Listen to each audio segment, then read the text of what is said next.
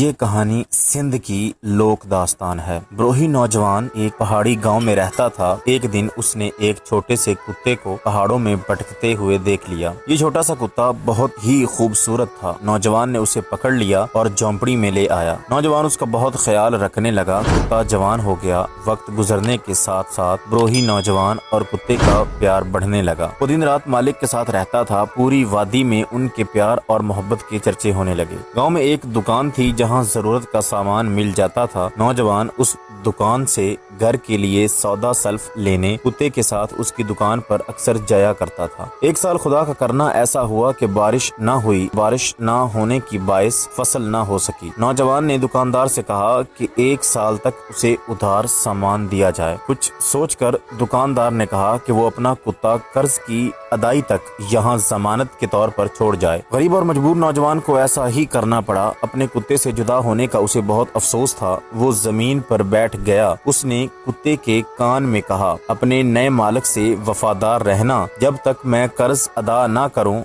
واپس ہرگز نہ آنا۔ معصوم جانور کی آنکھوں میں بھی آنسو آ گئے۔ وہ اپنے مالک کا دکھ شدت سے محسوس کر رہا تھا اور اپنے آپ کو نئے مالک کے ساتھ عارضی طور پر رہنے کو تیار کر رہا تھا۔ نوجوان اپنے وفادار کتے کو دکاندار کے حوالے کر کے اپنے گاؤں چلا گیا۔ دکاندار نے کتے کے گلے میں زنجیر ڈالی اور اسے اپنے گھر لے آیا۔ بیچارے کتے نے پہلے تو کبھی زنجیر دیکھی ہی نہیں تھی۔ اسے عجیب سا لگ رہا تھا، پھر بھی اسے اپنے نئے مالک کے ساتھ وفاداری کرنی ہی تھی۔ دن گزرتے گئے۔ بروہی نوجوان نے اپنے کھیتوں کو بڑی محنت سے تیار کیا۔ اسے انتظار تھا کہ بارش ہو اور فصل اچھی ہو جائے تاکہ وہ قرض اتار کر اپنے کتے کو واپس کر لے آئے۔ ایک رات دکاندار کے گھر میں چور گھس آئے۔ چور دکاندار کی پوری نقدی، زیورات اور دوسرا قیمتی سامان چرا کر لے گئے۔ کتا زنجیر میں بندھا ہوا تھا، لہٰذا مجبور تھا۔ وہ زور زور سے بھونکنے لگا۔ دکاندار جاگ اٹھا۔ اسے محسوس ہوا کہ کچھ گڑبڑ ہوئی ہے۔ اس نے فوراً کتے کو زنجیر سے آزاد کر دیا۔ کتا چوروں کے پیچھے دوڑا۔ چور گاؤں کے باہر ندی کے کنارے پہنچ گئے تھے۔ کتے نے ان کو گھیر لیا۔ دکاندار بھی پیچھے پیچھے چلا آیا۔ اس کے ساتھ ہی گاؤں کے بہت سارے لوگ بھی لاٹھیاں اور کلہاڑیاں لے کر وہاں آ گئے۔ اس طرح چور وہیں سامان چھوڑ کر بھاگ گئے۔ دکاندار کتے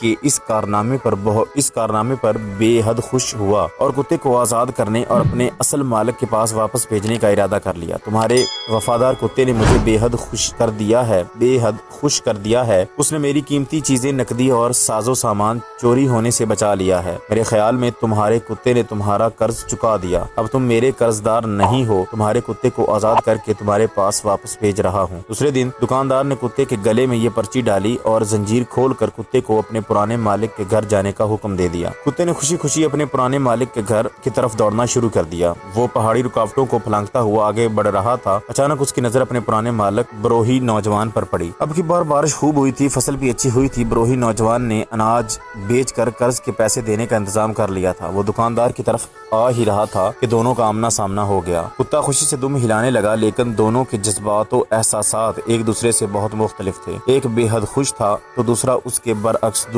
اور غصے میں تھا۔ کتے نے سوچا کہ اس کا پرانا مالک اس کی بہادری پر بہت خوش ہوگا اور اسے پیار کرے گا، جبکہ بروہی نوجوان سمجھ رہا تھا کہ یہ دکاندار کے ہاں سے بھاگ آیا ہے اور اس کے لیے شرمندگی اور ذلت کا باعث بنا ہے۔ بے شرم کتے، تم نے میری بے عزتی کرا دی۔ تم نالائق اور نمک حرام ہو۔ کتا بیچارہ اپنے مالک کے پیچھے پیچھے دوڑنے لگا، لیکن مالک نے اس پر کوئی توجہ نہ دی۔ اتنے قابل فخر اور وفادار جانور کے لیے یہ سب کچھ برداشت سے باہر تھا۔ اسے یقین ہو چلا کہ اس کو پرانا مالک قبول نہیں کرے گا، لہٰذا وہ غم کی شدت سے وہیں ڈھلانی رستے پر گر گیا اور دم توڑ گیا۔ نوجوان جب دکاندار کے پاس قرض واپس کرنے پہنچا تو اسے حقیقت کا علم ہوا۔ دکاندار نے اسے بتایا کہ اس نے کتے کے گلے میں کتے کی رہائی اور قرض کی معافی کا پرچہ لکھ کر باندھ دیا تھا۔ دکھ، اداسی اور پچھتاوے کا بوجھ لیے نوجوان وہاں سے روانہ ہوا۔ ہلکی ہلکی بارش تھی، لیکن اس نوجوان کے دل میں تو دکھ اور پشیمانی کی تپش تھی۔ اس نے اپنے مرے ہوئے محبوب کتے کو بوری میں ڈالا اور ڈاڈھیارو پہاڑ کی چوٹی پر